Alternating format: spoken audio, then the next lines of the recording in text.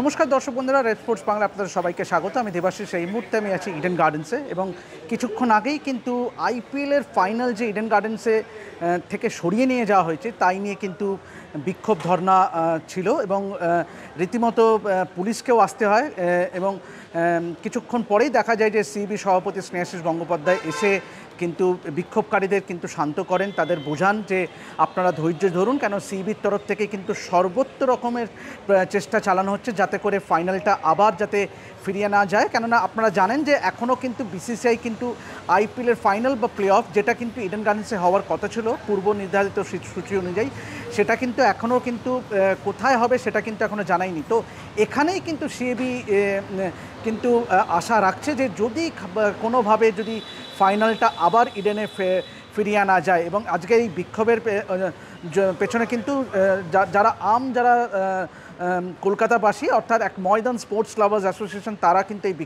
বিক্ষোভ সমাবেশটা করেছিলেন ইডেন গার্ডেন্সের সামনে এবং তাদের আশ্বস্ত করলেন সিবির সভাপতি যে আপনারা সিবি সর্বোত্তভাবে চেষ্টা করছে। এবং ইতিমধ্যেই আপনারা জানেন যে সিবি কিন্তু গত এক সপ্তাহের কিন্তু একটা মেট ডিপার্টমেন্টের একটা ফোরকাস্ট কিন্তু পাঠিয়েছে এবং তারা আশা রাখছেন যে তারা মনে করেন যে এটা অন্যায়, সিবির বিরুদ্ধে এটা একটা অন্যায় হলো। কেননা দেখুন, আগে ভাগে 15 দিন আগে আগাম বলে দেওয়া যে ইডেন কলকাতায় বৃষ্টি হবে এবং তার জন্য আইপিএল ফাইনাল ব্যাহত হতে পারে, এটা সিবিও মনে করছে it is kind of an injustice to them. তো তারা আশা রাখছেন যে বিসিসিআই কিন্তু পুরো বিষয়টা কিন্তু খতিয়ে দেখবেন এবং সিবি সভাপতি এটাও জানালেন যে তিনি কিন্তু নিজে বিসিসিআই সভাপতির সঙ্গে কথা বলেছেন এই ব্যাপারে এবং ইতিমধ্যেই কিন্তু সিবি অফিসিয়ালি একটি চিঠি দিয়ে মেল করে জানিয়েছে যে তারা কেন চাইছে যে ইডেন গার্ডেন্সেই যেন ফাইনালটা হোক এবং কলকাতার যে ক্রিকেট প্রেমী মানুষ তাদেরকে যেন বঞ্চিত না করা হয়।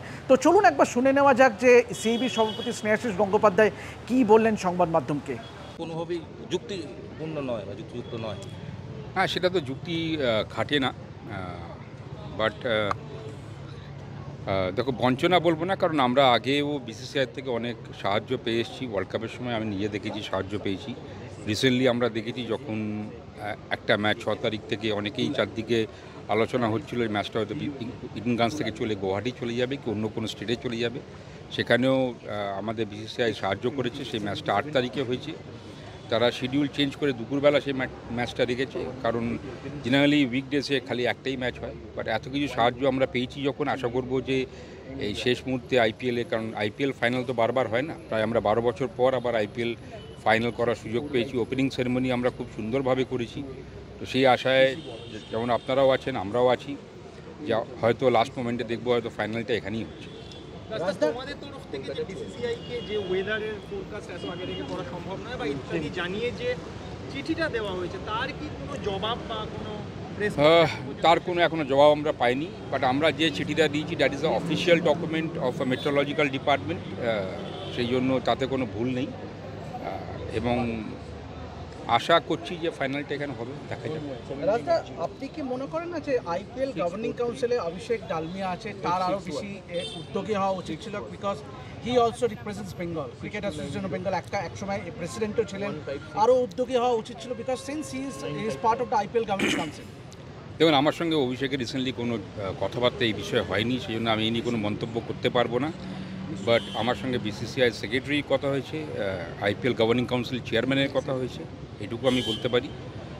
সেই জন্য এখনও আমরা ফিঙ্গার ক্রস রাখি, আশা করি যে আইপিএল ফাইনাল এখানেই হবে। তাদের কি যুক্তি ভোট কর্তাদের? তাদের একটাই যুক্তি ছিল যে 3 জুন বৃষ্টির সম্ভাবনা আছে।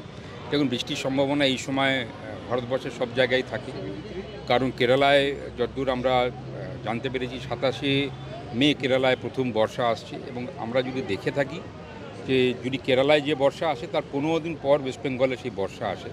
এবং আরেকটা বড় আমাদের কাছে উদাহরণ যে গতবার আমরা বেঙ্গল প্রিমিয়ার লিগ চালু করেছিলাম 11 জুন থেকে, তো আপ টু 28 জুন একটা ম্যাচ খালি ফাইনালে আমাদের সেকেন্ড হাফ ম্যাচটা কল্ড অফ হয়ে যায় বৃষ্টির জন্য। এছাড়া কিন্তু আমরা প্রায় 63টা ম্যাচ করেছিলাম যেখানে কোনো ম্যাচ বৃষ্টির জন্য বন্ধ হয়নি। এভাবেই দেখতে থাকুন রেড স্পোর্টস বাংলা এবং যাবতীয় খবরের আপডেট পেতে অবশ্যই চোখ রাখুন আমাদের এই চ্যানেলে এবং অবশ্যই সাবস্ক্রাইব করতে ভুলবেন না রেড স্পোর্টস বাংলা। আমি দেবাশিস আপাতত সাইন অফ করছি ইডেন গার্ডেন্স থেকে। দেখতে থাকুন রেড স্পোর্টস বাংলা।